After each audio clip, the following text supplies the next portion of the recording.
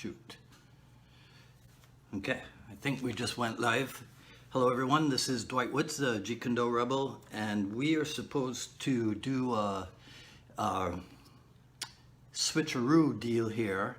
Nik Farooqi is going to come online, and I'm going to field questions from him, apparently, in this session.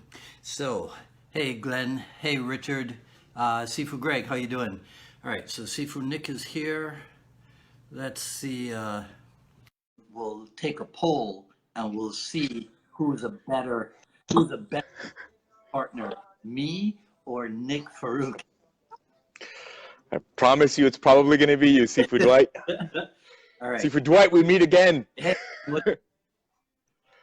so, do you hear me okay? Because I forgot to put my headphones in. I hear you okay, but it gets a little choppy every fourth or fifth word. Yeah. All right. Let me try to fix that. Because I was here reveling in the fact that I don't have to do anything, just show up. Just show up and answer questions, right? You got the easy job today, man. But then I realized that wait, no, it's on my page, so I still. That's right. I still gotta set it up, right? Yeah. Yeah. Okay. So. And are you hearing me okay? Yeah. You're fine. You're fine. Okay. Cool. Yeah, it'll probably work better. Hang on, let me make sure I don't do this wrong. Because sometimes, have you ever noticed that you can actually put this in upside down, and then it doesn't work as well as you think. All right, hang on one second. Probably that's what she said joke sitting in there somewhere.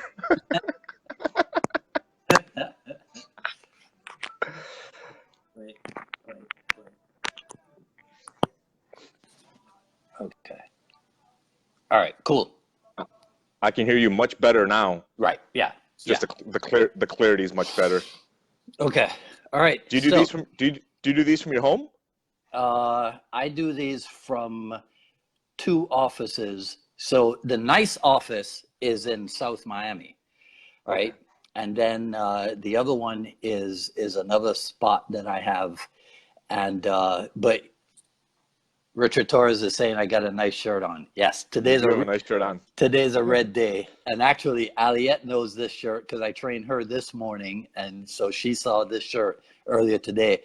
So as long as she doesn't tell anybody, oh, he left me today in that shirt. And he's still in that shirt. I didn't have a chance to change. All right. That's all right. Okay. So what can I do for you, sir? All right. Well, here we are on the I Love Jeet Kune Do dialogues. Hey, man. Here's the deal. I gotta, before we even get started, I gotta tell you something here. Yeah. And so, listen, you do a wonderful job with these podcasts or, video podcasts or whatever you want to call it, the dialogues in general. Yeah. And then also getting on and doing your Wednesdays, talking about the JKD stuff. Thank you. So, one, you created this platform where we can openly speak. 2, you have to bring in guests, and make contact and stuff. And 3, you just culminate this platform where people can have a conversation. And so, without judgment. And so I was really thinking to myself, I'm like, you know what? I got some big shoes to fill, man. I'm not sure how Dwight Woods does this thing. And I mean, he's really good at this thing. So I was literally up all night. I was just like, man, so I just figured, and I was thinking about your quote, that video that you posted, and we cracked a joke about it when I was there, when you're like, now you become me. You know what I mean? Yeah. And I was like, well, how the hell am I supposed to do that? So I actually figured it out, believe it or not. I actually figured it out. So in honor of Dwight Woods' excellence in podcasts today. Sweet.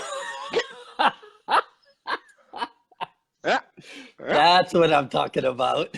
All right. Hey, man.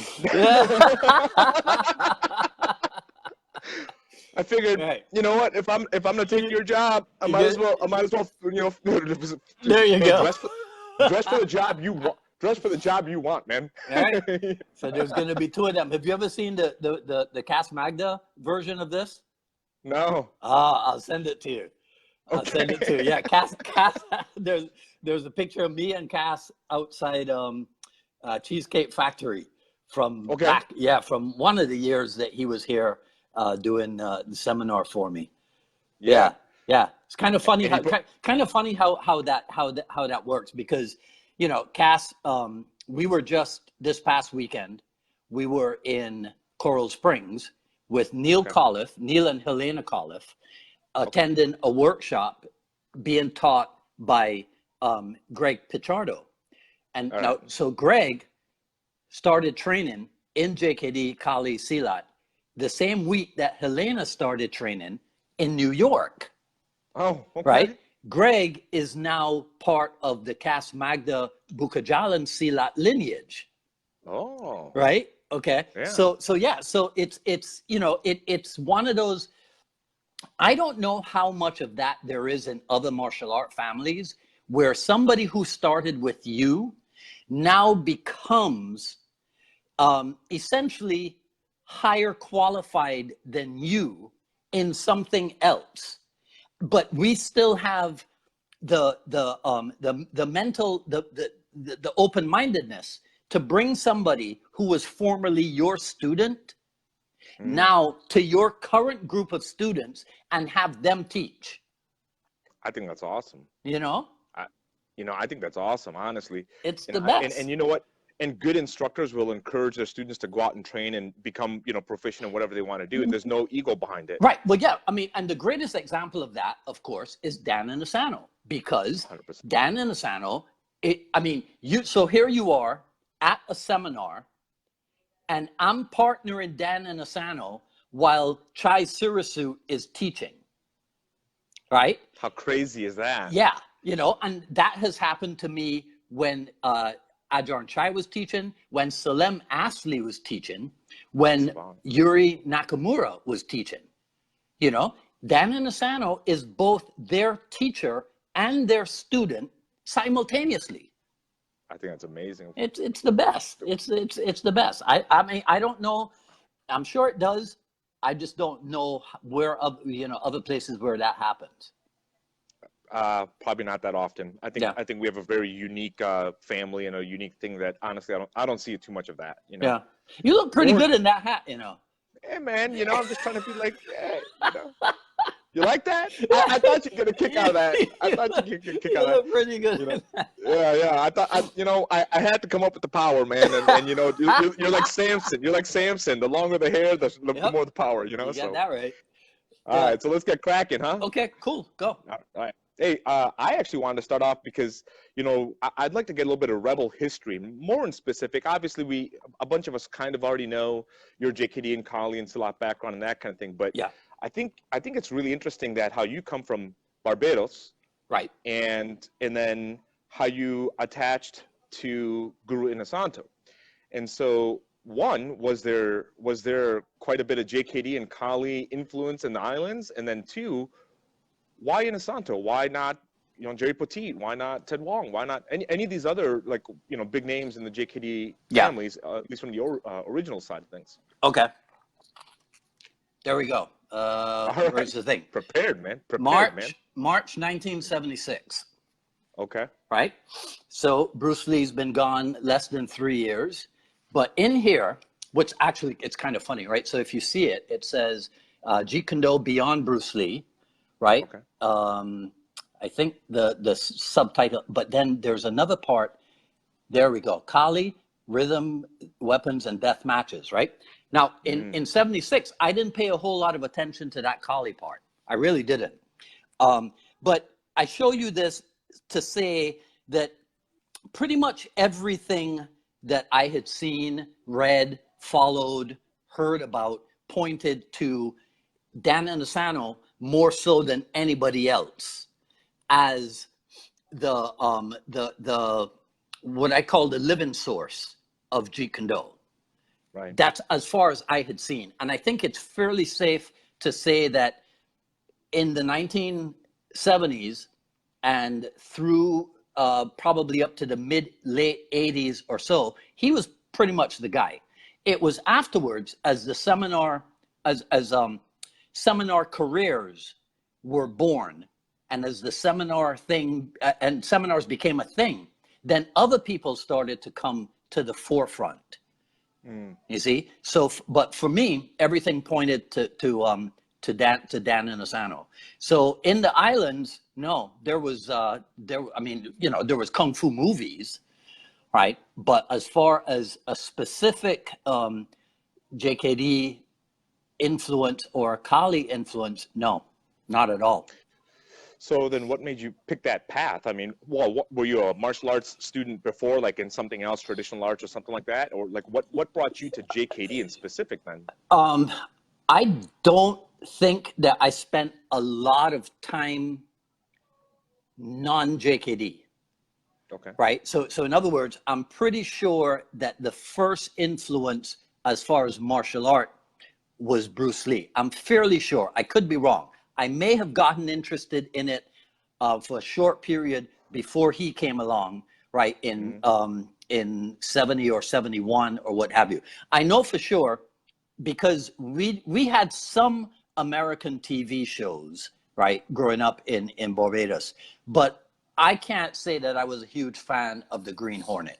I really can't, okay. Right? So I don't equate my interest in martial art with the green, starting with the Green Hornet, but okay. definitely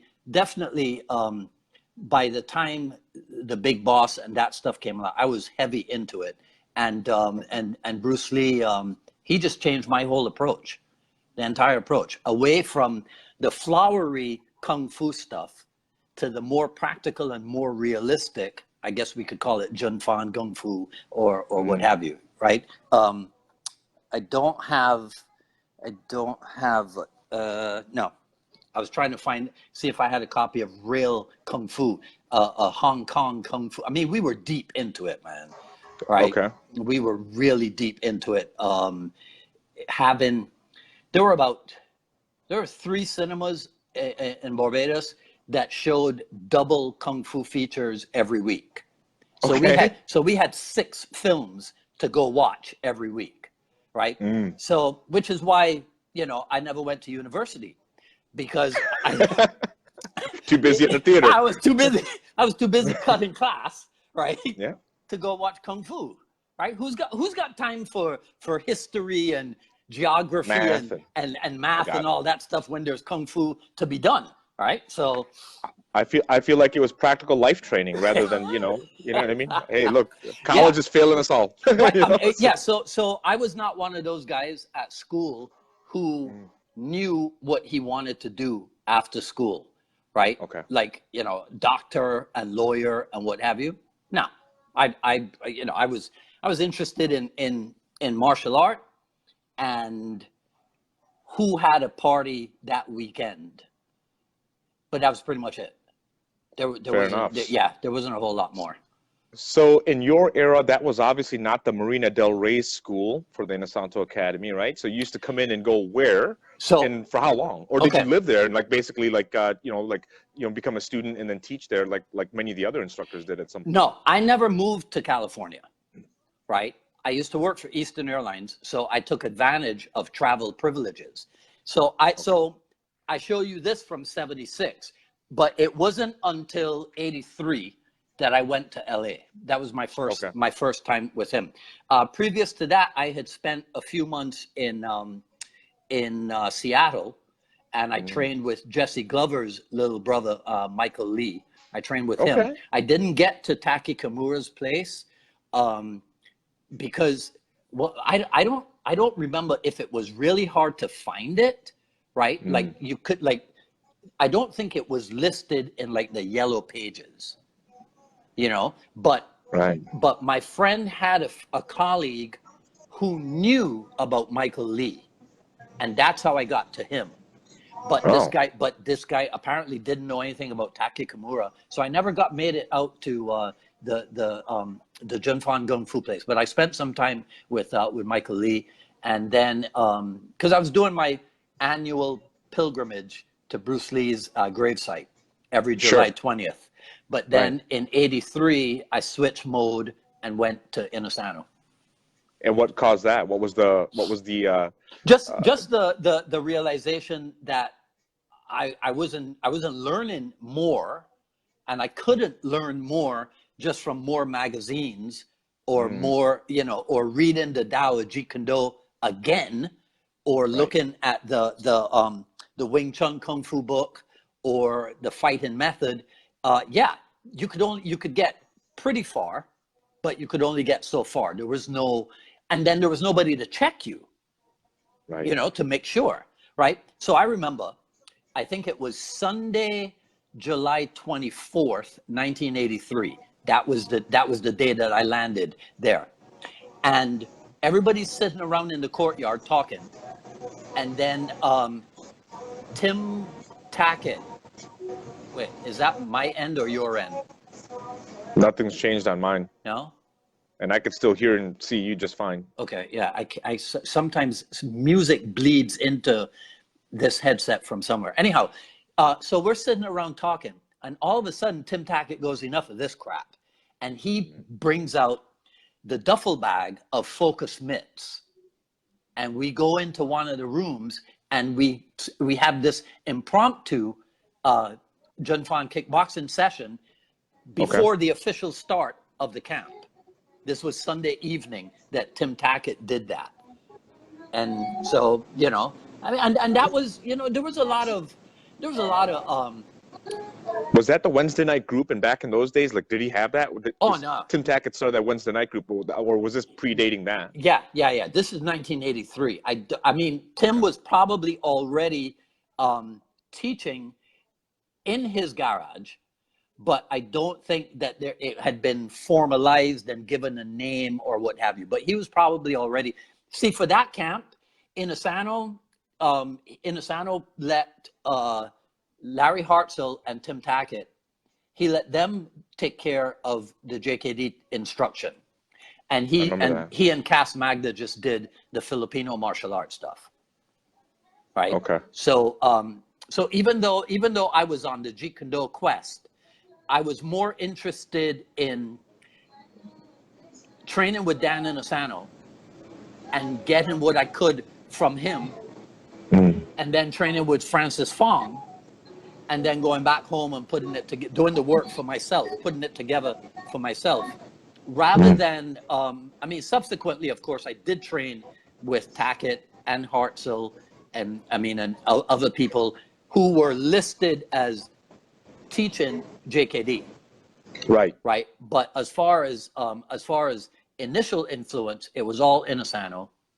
And then I started going out to LA in between camps and seminars and what have you, and I would train at his school. Cool. So then I would, I would train at his school. I would train at the IMB. Actually, 1983. In the summer of 1983, we were kind of.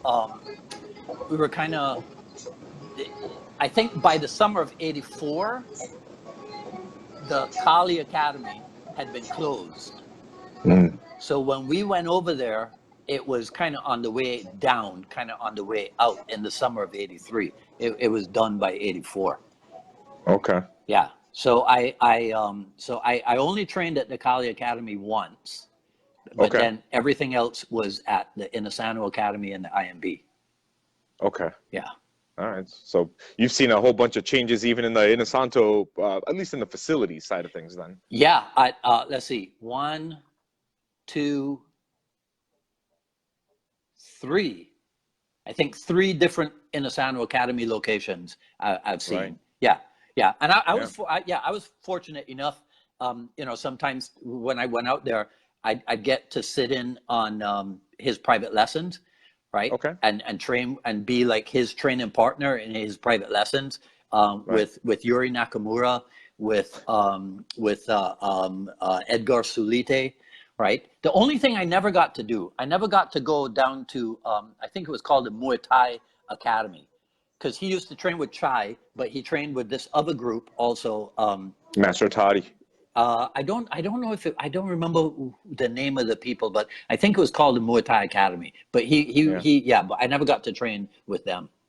I'm pretty sure that was Master Toddy, and I think he went on to opening a facility in Vegas.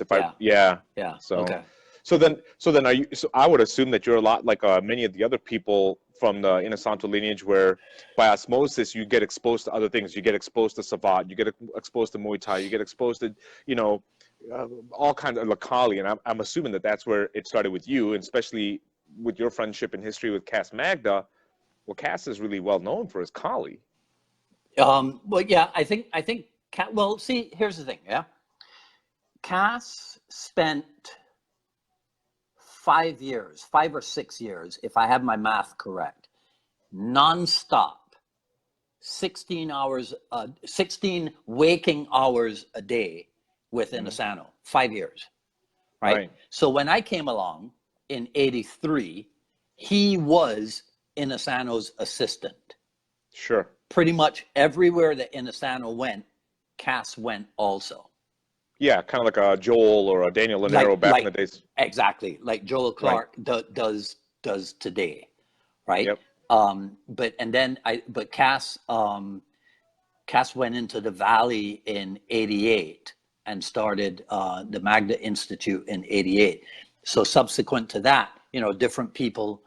So, for example, by 1989, when the first time we brought Inasano to Miami, Paula Inasano, she was his assistant, right? Right. But at various times, I don't remember what year it was, but you know, sometimes you would ask him to teach specific topics, and so based on what you asked him to teach, he might bring an extra assistant.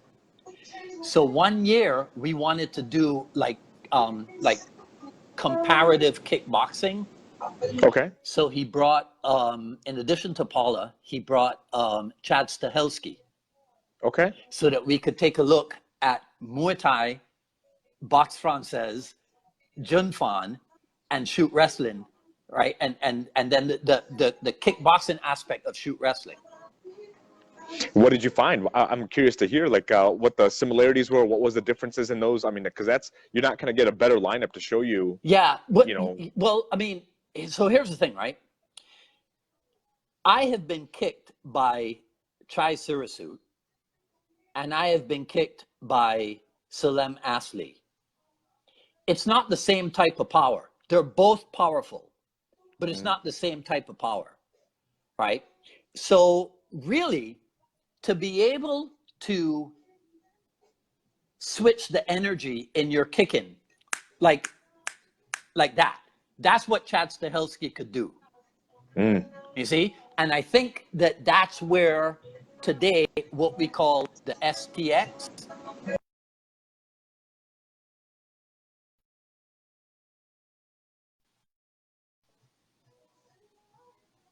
Can you hear me? Did I lose you?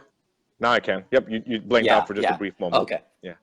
I lost it at STX. Right. Okay. So I think, so this was 1992, 93, something like that, right? So I don't know if they had formulated STX kickboxing at that time, but this was definitely where it came from. So he brought Chad.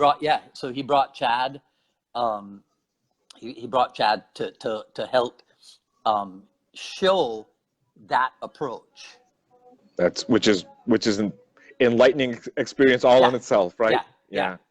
So then go ahead. Your transition to teaching, you know, I mean, obviously you started martial arts, you know, watching the movies down in Barbados. You end up you got a job with Eastern Airlines. You start traveling, went up to Seattle, then made your way down to LA, got exposed to these, you know, amazing instructors and, you know, kind of masters in a particular thing, but jack of all trades kind of thing, because that's what JKD often produces. You know, and so you've never heard about Master Jacks, have you? Paul back. I'm sorry. Master Jacks. No. Yeah, that's what Jeet Kune Do produces. You want to elaborate on that? Well, see, so here's the thing, right? See, because the idea of jack of all trades, master of none, seems to indicate that we dabble, but we don't, as you well know. JKD people do not dabble. JKD people dive deep, you see, because we're looking to master what? the essence, and we're also looking to find commonalities. Yeah. You see? So that's what we master, and that's how we become master jacks. So you take somebody like Salem Asli, because I've been thinking about him recently. And you ask Salem to teach for 2 hours Kali. He can do it. Yep. Then you ask him to teach for 2 hours Boxe Française. He can do it. Ask him to teach for 2 hours straight Jun Fan. He can do it. Ask him to teach for 2 hours straight grappling. He can do it. You see?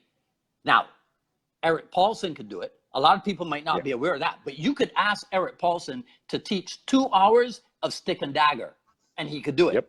He could do it easily. Right? You see? Yep. Okay. But and then same thing with Cass Magda, same thing with Chris Kent, because even if you have not spent, same thing with Burton Richardson, right? Same thing with Greg Nelson, same thing with Rick Fay, right? Okay. And I mean, I call those names because those are the guys that when I came along, those were the guys who would make me go like this. Yep. Right. Rick Young, Rick Young's another one, right? Yeah, Yeah, exactly. yeah, You for see? sure. Okay. So now Salem, for example, to the best of my knowledge, might not be as steeped in Brazilian Jiu-Jitsu as Burton Richardson is, as Eric Paulson obviously is. But could he teach grappling for 2 hours? Yes, he could. Yeah. Could he teach Easily. Penjak Silat for 2 hours? Yes, he could. Because as JKD people, we understand what grappling is about. Right. You see? Now, nobody could ever hire me to do a weekend seminar on Brazilian Jiu-Jitsu. I'm not that qualified. Okay? Sure. Right? And so that would not be a JKD seminar. That would be a BJJ seminar. Can you do a JKD grappling seminar? Yes. Yes, without a doubt. Have you seen the link between the two, between BJJ and JKD style grappling? Well, okay, so and judo, by the way, because we have a standing grappling aspect to it as well. So okay, so there are 4 skills of empty-handed fighting. Okay, there's kicking, which includes the use of the knee and the shin. There's punching, which includes the use of the forearm and the elbow. Right? Mm-hmm. There is trapping, which is the temporary immobilization of the opponent's limb. Right? And then there's grappling. And in grappling, you could say that the sub-skills are ground fighting. So there's standing grappling and ground fighting. Yep. Right? Or as Sifu Greg said on Saturday, there's loose grappling and tighter grappling. Right. So, why am I telling you this? because I asked you about the connections between JKD grappling and then the others. Okay. So if you look into Tao, as Bruce Lee's studies on Jiu-Jitsu and Aikido, right, you're not going to see a whole lot of pulling guard and passing the guard and what have you, because Bruce Lee, as far as I know, didn't do studies on the specific Brazilian Jiu-Jitsu approach, right? Right. But locking is locking. Throwing is throwing. Takedown is takedown. Because as Bruce Lee says, there's only so many ways that the human body can move. So everybody knows that if you apply leverage in certain directions against a joint, something's going to happen. Right. Okay. So that's the essence of it. So what we're looking for in JKD is acquiring a masterful understanding of the essence of it. Not necessarily knowing 1,000 techniques, but it's understanding the essence, and then understanding this. How can boxing be used to counter grappling? Sure. How can grappling be used to counter boxing? Because if all I study is boxing, all I am going to be able to do is counter boxing. Sure. The first day that I go in the boxing ring against somebody who can kick me in the leg, I might have a problem. So even way back in the 60s, in a more primitive approach, that's what Bruce Lee was looking for or looking at. How is such and such used? Now, you and I talk all the time, and I tell you, I give credit to Paul Vunak. So if you saw the postcard for today's episode, I saw a picture with you. Yeah, right. I tried to put pictures of the people who were of primary influence, right? Kind of pioneered on me, yes, in my early days. So Paul is right up there because Paul is the one I would give the credit for giving me the understanding of looking at the art and determining if this particular art is what it's good for as entry, as follow-up, or midpoint, or as finishing. Right. You see? So are its techniques, where do its techniques fit in? Now, I don't know about you, but I would not say that ground fighting, that Brazilian Jiu-Jitsu ground fighting is necessarily good as entry technique in the way that we would approach fighting. Sure. Now, of course, they have their entries, right? But I don't know. I would say that Jiu-Jitsu technique is probably better as a follow-up after initial crash, right? And as a finishing technique, because submission is a finishing technique, right? You know, a lock, a choke, a takedown, whatever, any kind of restraining is finishing technique. So I got to ask you, because, you know, there's obviously JKD has so many different facets to it. And just because we're talking about grappling, for me, in my upbringing in JKD was always my core nucleus. And then Sifu Paul Vunak is one of the people who instilled that, hey, does boxing work against grappling? The same thing you just talked about, right? Yeah. And so for me, I became a student. Like I had my JKD training, and then I also signed on for a Jiu-Jitsu academy. Then I also signed on for boxing or Muay Thai boxing. Then I also signed on for Panatukan Silat. And so, because I looked at that as just like, look, I don't need to become the next black belt in Jiu-Jitsu, next Gracie guy. Right. I need to better understand the structure, especially for today's times. You know, Jiu-Jitsu today is much more competitive than it was back in the 60s and 70s. It was obscure back then. Not many people knew how to roll. And a prime example of that was like the early days of UFC. Yeah. Right, the jiu-jitsu guys came and just hammered everybody out, you know. Yeah. And so for me, I was just like, okay, well, times have changed. We need to change with it, or else we're going to get left behind. So I became. Were you the same exact way? Did you sign on with a whole bunch of other stuff too, as well as your JKD? Okay. So I don't know if Miami Brazilian Jiu-Jitsu practitioners and teachers were of a particular variety. Okay. But I can tell you that if you went in as a white belt and they knew who you were, they'd try to hurt you. Yeah. Okay. Mm-hmm.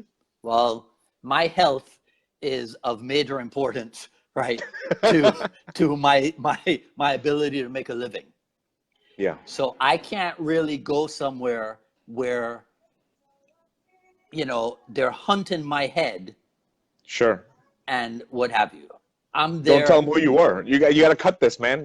I'll give you a hat with Nik here. I know, right? Yeah. Yeah. You know. So so the times when I was able to find somewhere where that wouldn't happen were few and far between, and so it never really. But there's so many people in the Santo family that are of like that, right? They're like, hey, they're purple belts and brown belts in jiu-jitsu, or maybe a black belt in jiu-jitsu, and they're still training in JKD. So did you ever tap into any of those resources and say, hey man, I'd like to learn a little bit more about this whole grappling thing or this whole, you know, whatever thing? You know what I mean? You know what I mean? Like, you know, you didn't have to sign on for the academy, but there's enough of those resources available in our own family. Oh, well, okay, yeah. So if let me see. I mean, Inasano would come here for his annual seminar, right? Yep. And we would extract information from him. John Jack Machado came here. We extracted from him. Eric Paulson and Higan Machado, right? When they were touring together, they came here. Daniel, gosh, I can't remember his last name, but when Gracie Baja came to Miami, when they first came to Miami, one of the first places that he taught was at my school. Oh, right, yeah. Okay. I didn't know that. Yeah, so that Daniel, I can't remember his last name. I mean, it didn't last for really long, but he was there. So I was always interested in extracting the essence of it. I was never interested in getting the black belt in jiu-jitsu and what have you. It wasn't my thing, right? It wasn't mine either, and I'm not a black belt to this day, but I felt like it gave me a deeper understanding of jiu-jitsu, the structure of jiu-jitsu, Exactly. and the positional changes, right? Right. You want to know, okay, how do they use it, right? Yeah. How do they use it to attack? How do they use it to defend? And then how do they counter themselves? Right. Right. So you go in looking to learn that, looking to understand that. Now, the structure. Right. So now, if you're Dan Inosanto, right, I'm going to make some assumptions here. If you're Dan Inosanto, you have the time, you have the wherewithal, right? And time being one of the to, you know, because Monday, Tuesday, Wednesday morning, you don't have to teach. So he can go put on the white belt and go at whatever pace it is that they set for him. Dan Inosanto is not going to go to Machado Jiu-Jitsu and go, okay, look, I want you to show me the essentials of this, and this. He's going to go in and he's going to be a student. Right. And he's going to, whatever progression it is that they have, he's going to follow that. Right. Right. And I would have done exactly the same thing if that opportunity had presented itself, but it didn't. You know, so you take what you can get. You take what you. Well, next time I come, we're gonna do some jits. Okay. You know. Yeah. No problem. But might be kind of fun. It's always fun. Look, for me, like same thing for you. I never cared about a belt or a rank or any of that stuff. I thought it was gonna augment my JKD, and that's the only reason why I would do. Like you said, I went in head first into many things because I wanted to come back out of it as a better JKD practitioner with more practical experiences rather than just, you know, something I read in a book or some assumption that was incorrect anyways. Yeah. And so, and as combative arts, as violent encounters evolve over time, we have to evolve all the time to say hi to cleaning people. So we have to evolve all the time as well. And so I just figured, you know what, I'm going to be to the best of my abilities. And so that's why I dove into a bunch of stuff, not because of a piece of paper or a belt or anything else, you know? Yeah. And so I always wondered that with you because you've been with many different people, Cass Magda, Paul Vunak, like many of the people. It's interesting. I think I asked you this question over dinner when I was with you was, who's the one person in JKD family that you wish you could have trained with? Because all the names that I wish I had a time to train with, you were with like years in the 80s, man. And so I just always thought that was cool. If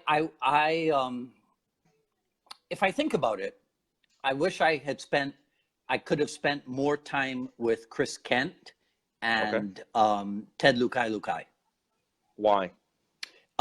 Because so I met Cass before I met Chris. I knew who Chris was, but I met Cass because I think in '83, I don't have the timeline right. So Chris what am I saying? Chris was still at the Inosanto Academy. But for some reason, I didn't meet him until afterwards.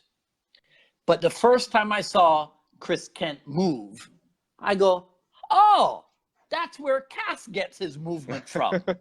Sure. Right? Okay. Yep. But you know, Cass opened up his place in '88. I'm not sure when. I don't remember exactly when Chris opened up his place, but he wasn't a fixture at the Inasano Academy by the time I started going out. So I didn't get to spend much time with him. And then Ted Lukai, if I remember correctly, taught mostly on Saturdays. And I wasn't there that much on Saturdays. So I didn't get to spend a ton of time with Ted Lukai. Gotcha. But those two, definitely. Yeah. Okay. That's still pretty cool that like you still got some time with them, you know what I mean? And a lot of people will never enjoy those hours, you know? Yeah. I mean, you got stories, man, like, you know, behind the scenes when you and I get chit-chatting, you got some stories. Well, yeah. Like, I mean, you know, like some history. Like the first time you train with Yuri Nakamura, right? Yeah. And he has you rock or shuffle for 30 minutes as the warm-up. Yep. Just that. Okay, right? You know, but you know what I loved about him is that he was that quintessential disciplined Japanese person, and he put that into Junfan or JKD drilling. Right. You know, because you know, JKD, we're cool, right? And we're informal and we're relaxed and what have you. But Yuri Nakamura had that Japanese approach to it, which disciplinary. Yeah, I think that was pretty good. Are you still in touch with him? I know his health obviously deteriorated recently, and then I mean, that'd be a great person to have on this show. I'll tell you that. I think I told you that before. The international stuff is a little bit more difficult to set up, right? You know, so like people like Robert Okami, who was on a while ago in Australia. Yeah, it's easier to get a hold of some people and a lot harder to get a hold of some other people. But that's why the Jeet Kune Do dialogues will continue for the foreseeable future, because there's, you know, every week. You're not running out of resources. I'm never going to run out of guests, man. Every week there's some, you know, I add like 2 people to the list, right? Yeah. And it's a well that you can always go back to. Right. You know what I mean? I mean, Richard Torres, I don't know if he's still on, but Richard came on when we first started. Just a couple of days ago, you were doing a thing on Bruce Lee misquotes, right? I saw the post for that, right? Yeah, exactly, right? So Richard is a guy, you know, one day I might call Richard and go, hey, are you available to come on the show and let's just go through a whole bunch of things, right, that Bruce Lee is reported to have said that he never said, and then can we go through a whole bunch of Bruce Lee quotes and you tell us where they came from? Because Richard probably has all that material. Right. You know, he's an historian. He's an historian, exactly, man. Right. He's kind of an archivist that way. Exactly. You know, so I mean, so there. Look, when you think about it, like you said, there are so many aspects to Jeet Kune Do. So I could bring somebody on and we talk only physical Jeet Kune Do, right? And then I could bring somebody else on and we talk only philosophical Jeet Kune Do, you know? And I could bring Jeff Imada on and we could talk only theatrical Jeet Kune Do. Theatrical. Right? Right. You know, right? And then I bring Matt Thornton on and we talk only functional Jeet Kune Do. I'm kidding. Yep. Right? Well, you know, Matt's got his own opinions. Well, no, listen. I would love to have him on the show. I would love to have him on the show because it's the Jeet Kune Do dialogues. You see, it's not the Jeet Kune Do. What do they call it? What do they call? CNN. They call it, right. What is that bubble? Oh God, I forget what it is. Right, echo chamber. Yeah. Echo chamber. Right. Right. Yeah. If the show was called the Jeet Kune Do Echo Chamber, then it means that I could only talk to people who started training with Dan Inosanto in the 1980s. As you did. And that would be it. Right. Because those would be the only people to whom I would be able to relate. Yeah. Now, imagine if that was true. Imagine if that was really how Jeet Kune Do was. My God, what a waste of life that would be. Don't say that too loud. I'm sure somebody believes it, because there's that guy in our group somewhere too, you know? Well, bless his heart, right? But that's the other thing about Jeet Kune Do. See, that's the other thing. It is, right? It is the quintessential experiment that is freedom of thought, freedom of speech, freedom of opinion, right? The ability to let people be who they are. Let them do things the way they want to do it, right? I was trying to look it up. Yeah, I was trying to look it up because I knew for sure that we would end up here. And it's something that I heard Shapiro talking about, and it's something in Judaism, and it's about believing the best about people right at the beginning, from the get-go. So it's right, so it's not like the Miami attitude, right? The Miami attitude is you're full of BS. When somebody meets you, they automatically assume that you are not at all who you portray yourself to be. Yeah. You have to prove yourself to be. I was whereas flabbergasted when I moved to Miami and discovered that. Did they think you were Bob Marley? No. What did they think you were? No. It's because I just that overall was, attitude. That was an operating attitude. Yeah. Right? Now, horrible way to go through life, by the way. But to tell you, I hesitate to say that it is an American thing, right? And that it was more of a Miami thing. I don't know, right? I really can't say for sure. But I can tell you this, right? So this is one of my stories, right? I'll just give you the bullet points. But I did have a potential mother-in-law who said to her daughter, "I don't trust him." And she goes, "Why?" She goes, "He's too honest." So apparently honesty gets you barred from the yeah, right? She goes, "Anybody who is that open and revealing about himself must be hiding something." Yeah. That was the attitude. That's crazy. Yeah. That's crazy. Yeah. Right? But JKD runs counter to all of that, because it is about the search for truth. Sure. Right? And that's what got me hooked as a kid, right? The search for truth in martial combat. And then realizing that the genius that Bruce Lee was, he took it past just the physical aspect and into emotional, mental, spiritual, philosophical. So it became the search for truth in all things. Right? Do you think that his era had something to do with that? Obviously, with the racism going on back then, he's an Asian man and that kind of stuff. So did JKD become a platform for him to kind of chip away at all of those things, and it put him on the grinding stone to start thinking in those terms? I don't know if it would have been because of those things as much as it was in spite of those things. You see? Because I wasn't there, so I don't know.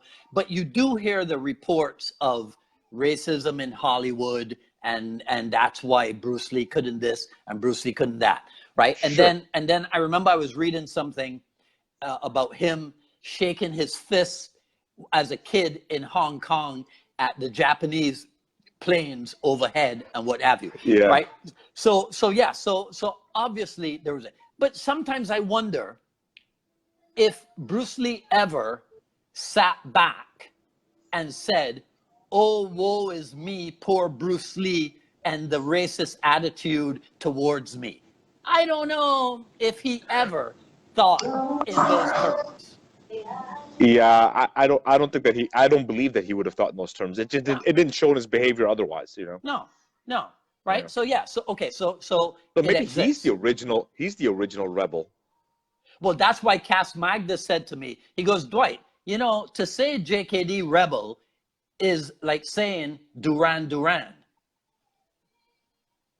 Yeah. You get it? Yep. Yeah, Cass Magda humor, right? It takes a Cass while. Magda humor. Yeah, it takes a while. Right? But yeah, All right. it's like Greg Pichardo said on Saturday, right? Functional Jeet Kune Do. That's oxymoronic.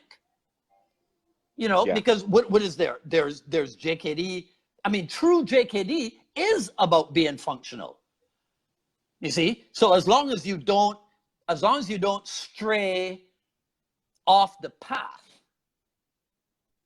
and Okay, go so down which brings me to some which brings me to exactly what, you know, I wanted to get here with you too. So, you know, we okay. see a lot of stuff that's, you know, via online or social media and otherwise. And I watch it and I'm like, you know what? It's not adhering to the principles. Or, and I see a lot of people like who take stuff and they go, you know, you learn the sequential trapping, like pak sao, lap sao, bong sao, all these different types of things. To me, that's not a functional aspect of JKD. That's a training methodology.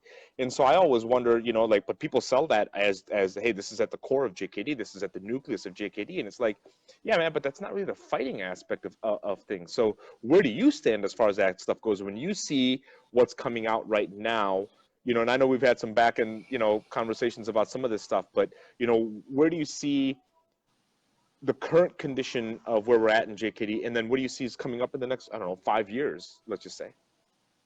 Well, I don't think I am visionary enough to talk about 5 years of whatever, but let's limit ourselves to the trapping thing, right? Mm-hmm. Okay, so everybody is taught the high outside reference point or the low outside reference point, and everybody is taught to go pak sao gua choi from that position. Okay, right? Now, if there is a difference, and if somebody can chime in on this, that would really help. We were taught that the reference point, we were taught to understand how you got to the reference point. You see? So that's why when I do trapping, for somebody that I'm trying to get them to understand something about trapping, we might use the reference point. But the reference point is definitely not the fixed way that we would teach trapping. You see? Because if you understand, so here's what I'm saying. I don't know, right? And I would love to find out if the newer generation is being taught why reference point, how it is that you got to the reference point, what its true purpose is, and the fact that you got to break away from the reference point as soon as possible. You see? And sometimes I think that because trapping, and I'll blame Vunat for making trapping so popular, right? Okay. Okay. So because trapping in the early days was something that distinguished and differentiated JKD from a lot of other stuff, Sure. sometimes people are in a rush to get to trapping, but you have to understand that trapping requires what I call the skillful manipulation, like grappling. Trapping and grappling require the skillful manipulation of your opponent's center of gravity. Okay? Now, the way that you get to that is to first develop impeccable control over your own center of gravity. Because when you have yourself impeccably controlled, now you have the wherewithal to go control others. You see? So it's control over your own center of gravity. So how do you gain impeccable control over your own center of gravity? You kick and punch ferociously. You learn to strike, right? Dynamically. Because now you're in, you're out, you're up, you're down. Your upper body, your lower body, and everything in between. Now you've got control over your own center of gravity. Now you crash with somebody. And now it's contact reflex because it's no longer impact. You see? Right. So it's a progression. But what happens is it's like in Kali teaching people the knife in week 1. Mm-hmm.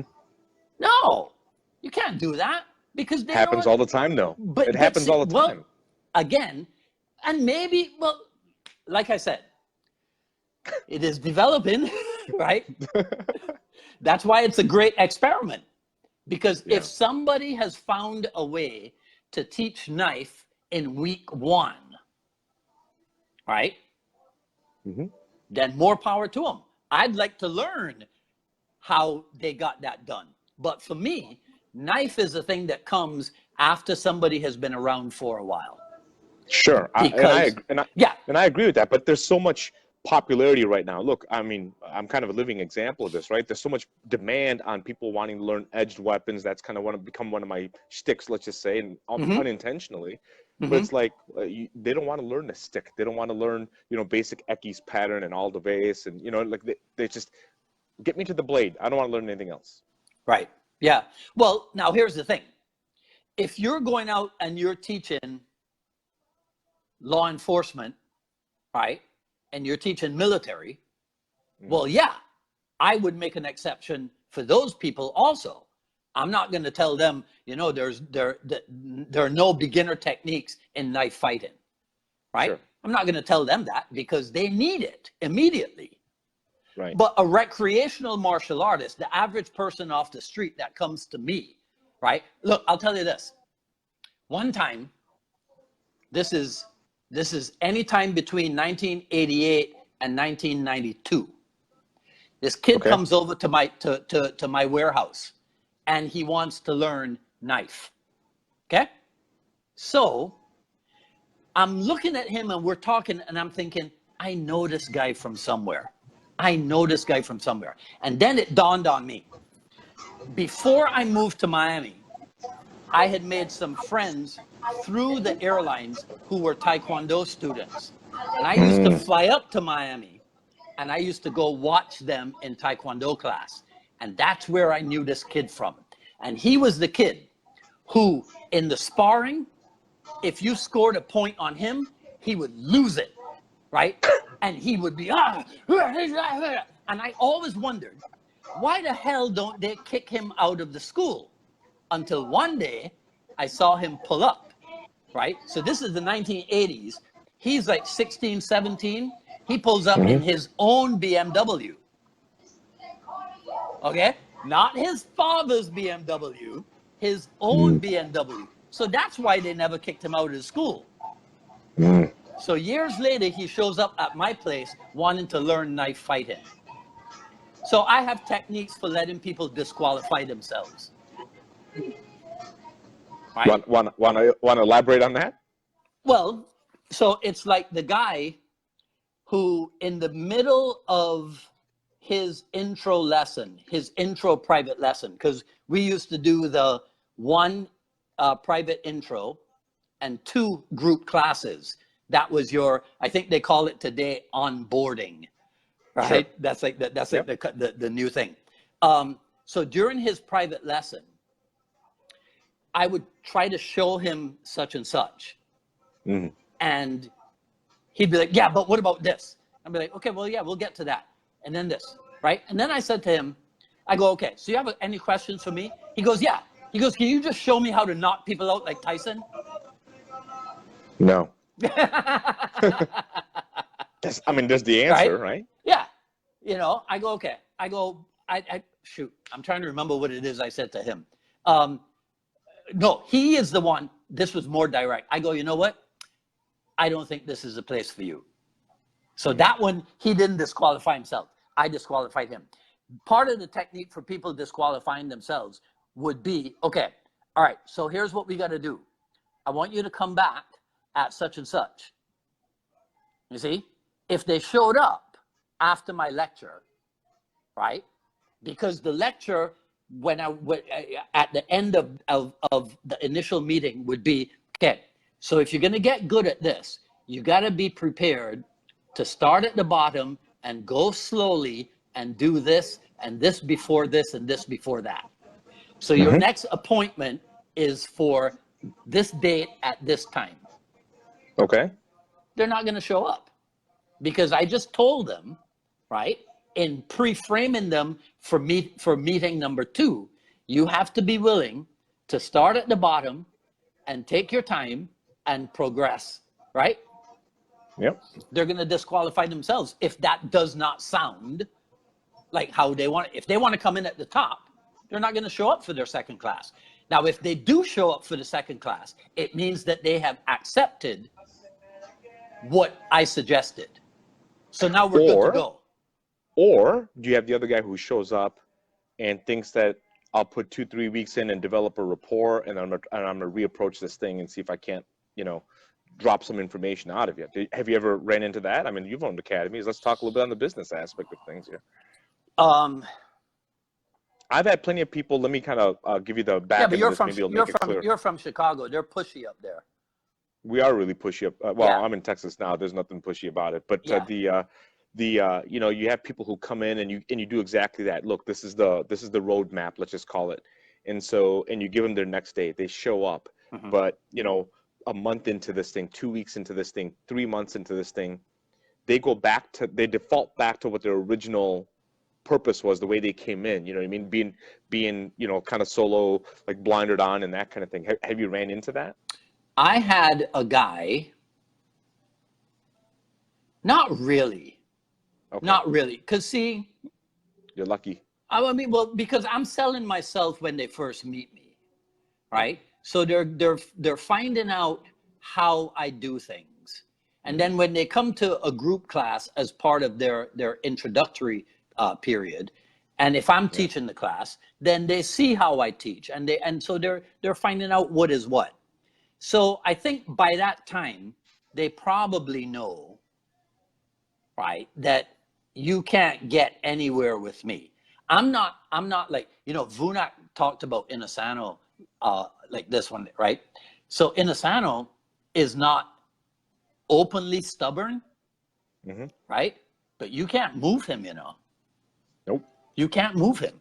If he doesn't want to do things a particular way, you can't shake him. I've noticed that. Right? Now he might not say to you, no, I'm not interested in doing it that way. Right? He'll just go, oh yeah, that's pretty good. I like how you do it. Yeah, that's pretty good. But you can't move him. Right. Right? So I'm a little bit like that. Like I might not go, no, we're never gonna do it that way. Right? I might not say that.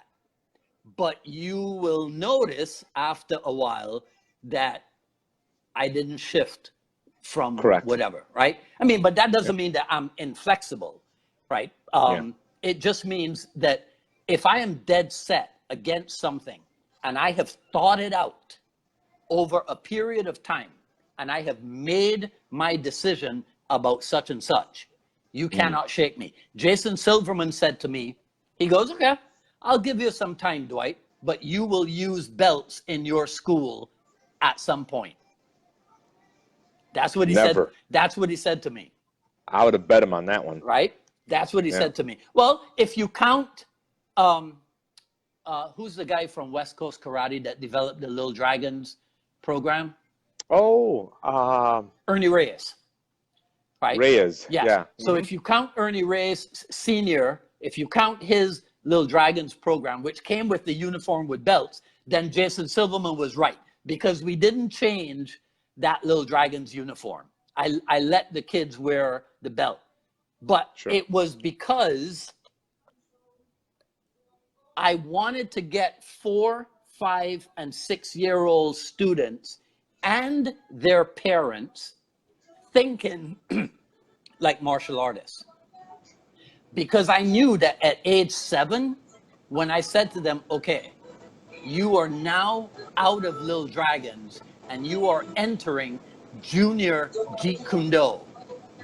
Things in Jeet Kune Do are different. Right. You see?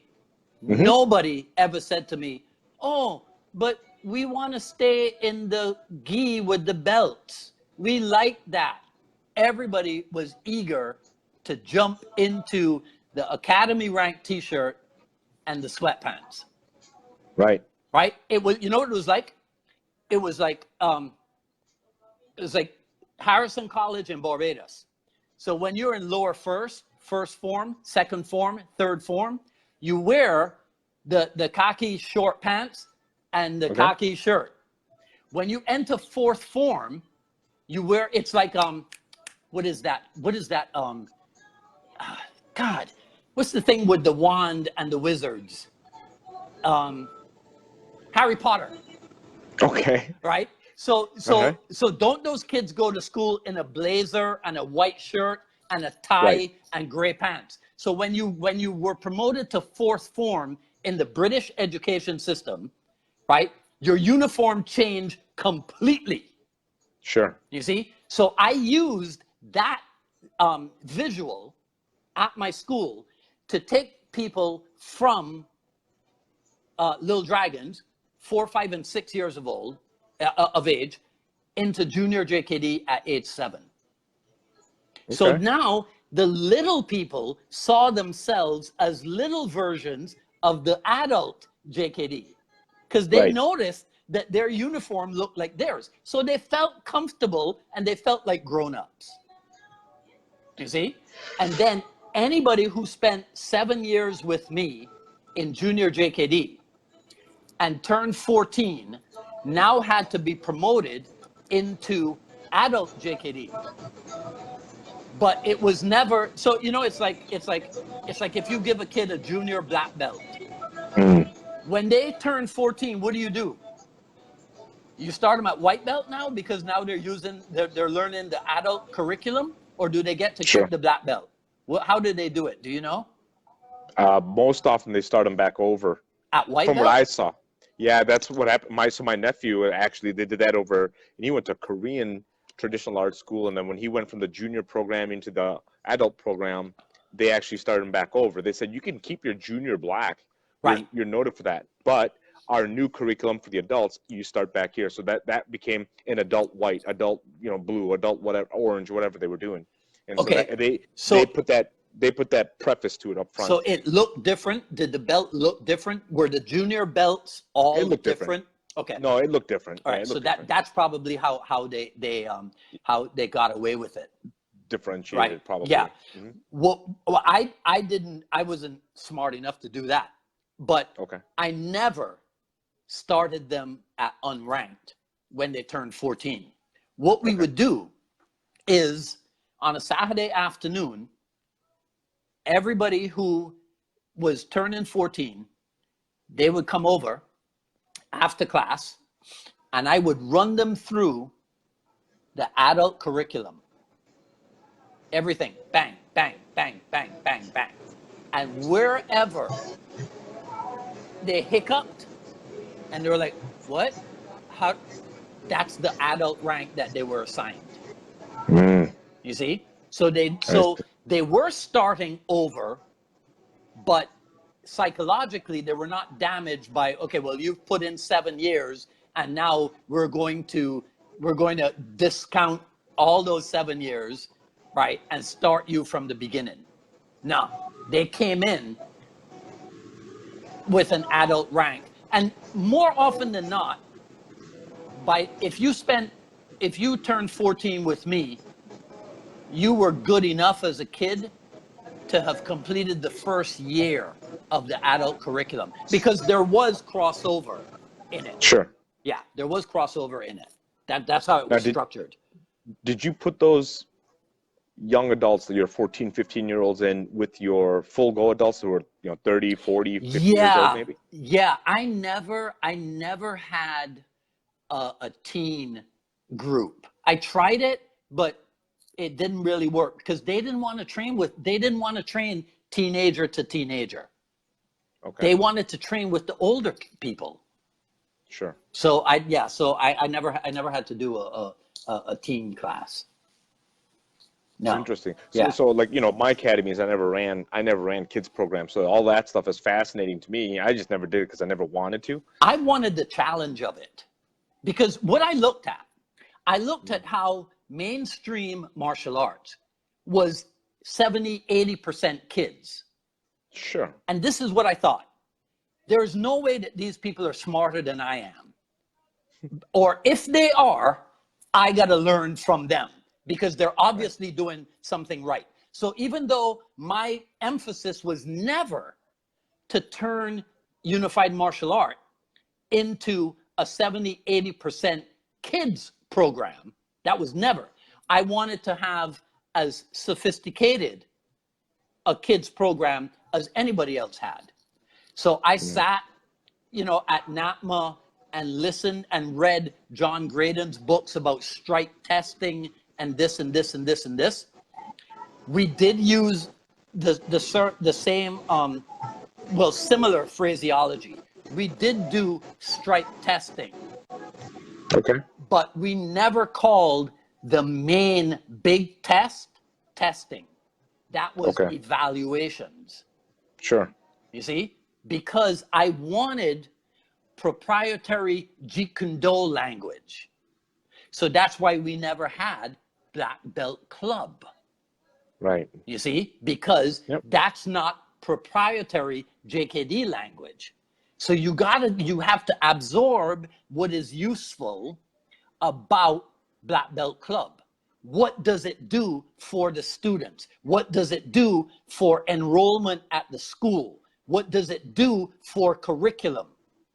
You absorb what is useful, and then you add what is specifically your own. So we never had Black Belt Club, but and you we shouldn't. had.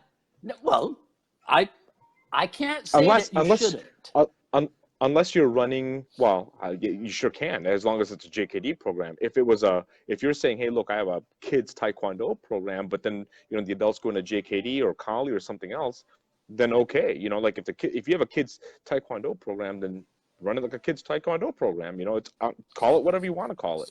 You know, but you ran a youth JKD program, correct? Yes. Or am I wrong? Yes. Yeah. So you have to stick to our vernacular. In my opinion, I chose to. Yeah. Okay. Not everyone does, and you know, I like what Harley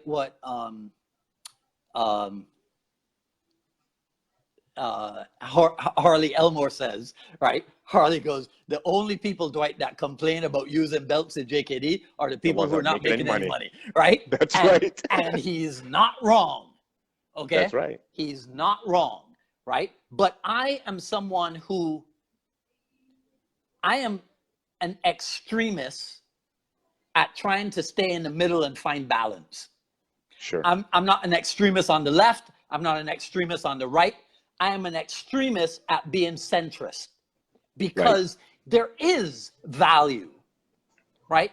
If you can run a school with 500 students teaching essentially Bruce Lee's stuff, right? If you can do that, there is something that I have to learn from you.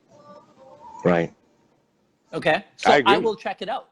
Yeah, I will definitely check it out. Right. Okay. So I just got the thing that I got 20% left on my battery. Okay. So well, do you want to wrap it up here, or do you want to get into other facets of? Well, my phone is gonna die in about maybe 5 to 10 minutes. So if you want to continue off camera, and then I'll stitch it onto this. If you got more stuff, I got nothing to do for the rest of the evening.